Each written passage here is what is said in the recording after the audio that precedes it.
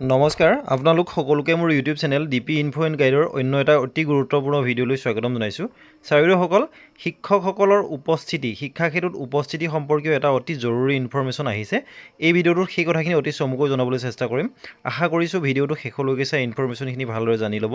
লগতে ভিডিঅ'টো প্ৰতিগৰাকী শিক্ষক বন্ধু বান্ধৱীয়ে লাভ কৰিব পৰাকৈ ভিডিঅ'টো শ্বেয়াৰ কৰিব বুলিও আশা কৰিছোঁ। তেনেহ'লে আহকচোন ভিডিঅ'টোৰ মূল কথাখিনি লৈ আগবাঢ়োঁ। Attention all districts.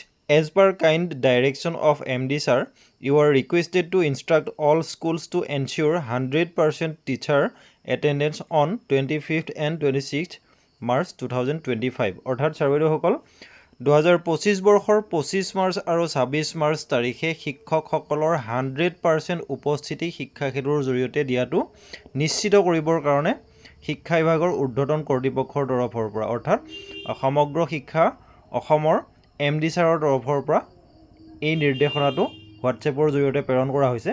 গতিকে এই গুৰুত্বপূৰ্ণ কথাখিনি এই ভিডিঅ'টোৰ জৰিয়তে অতি চমুকৈ জনাবলৈ চেষ্টা কৰিলোঁ। ধন্যবাদ।